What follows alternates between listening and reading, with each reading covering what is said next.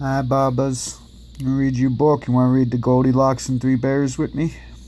I love you. See, I got you a book called Goldilocks. This story we all knew when we were little youngins. Goldilocks and the Three Bears. So once upon a time there lived a family of 3 bears in a cozy cottage in the woods. Papa Bear, Mama Bear, and little Baby Bear led a peaceful life in their secluded home.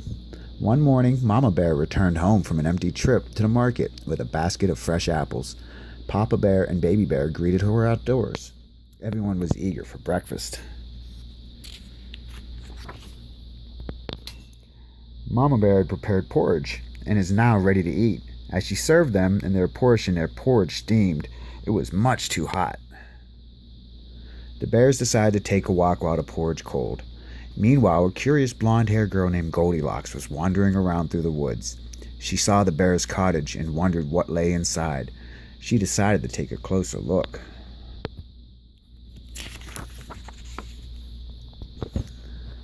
She walked right up and knocked on the door.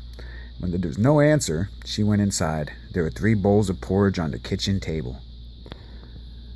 Goldilocks was hungry. She grabbed a spoon and took a mouthful from the big bowl. "This porridge is too hot," she wailed. She moved to the second bowl, which wasn't any better. "This porridge is too cold," she complained. Said the hungry little girl had a spoonful from the smallest bowl. "Yum," she announced with relief. "This porridge is just right."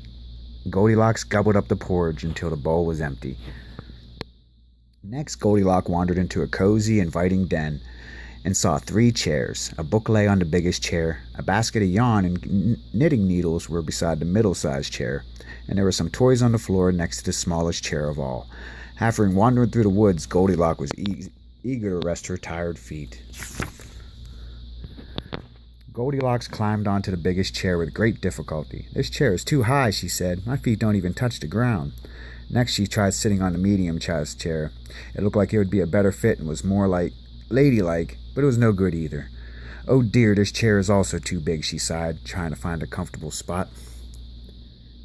Then Goldilocks turned to the smallest chair. She eased into it and smiled. Said, "This chair is just right," she said with relief. Suddenly, Goldilocks heard the chair's legs crack beneath her. Crash! The chair fell apart and Goldilocks ended up on the floor. "Oops," she said sheepishly. Said Goldilocks was getting tired and sleepy from all the excitement. She spotted a staircase and was curious to see where it led to. She wandered upstairs and saw 3 well-made beds in a sunny loft. "I just need to lie down for a minute," Goldilocks yawned. The biggest bed with the heavy oak headboard looked like the perfect place to rest. She hoisted herself up and nestled under the covers, but it wasn't what she expected. "This bed is too hard," she grumbled. So Goldilocks hopped down and shuffled over to the medium-sized bed, frilly pink in the middle. This had to be it. "This bed is too soft," she hollered. So after struggling to get out of the second bed, Goldilocks climbed into the little bed with the teddy bear on top of it. By now she was certainly tired. "This bed is just right," she murmured as she fell into a deep sleep. Says while she was sleeping, the bears came home from their walk from the front door and the cottage slightly ajar. Papa Bear took a cautious look around and immediately sensed something was wrong. "Someone has been in our house," he exclaimed. Papa Bear entered the cottage first. "Who could it be, Papa?" wondered Baby Bear. Mama Bear and Baby Bear hung back until Papa Bear glanced around and waved them inside. It says Mama Bear rushed into the kitchen. She gasped when she saw the sloppy porridge bowls on the table. "Someone's been eating my porridge," she shrieked. "Someone's been eating my porridge," Papa Bear yelled. "Somebody's been eating my porridge too," sulked Baby Bear, "and it's all gone." The bear walked carefully towards the den. "Someone's been sitting in my chair," Papa Bear growled. "Someone's been sitting in my chair," Mama Bear yelped.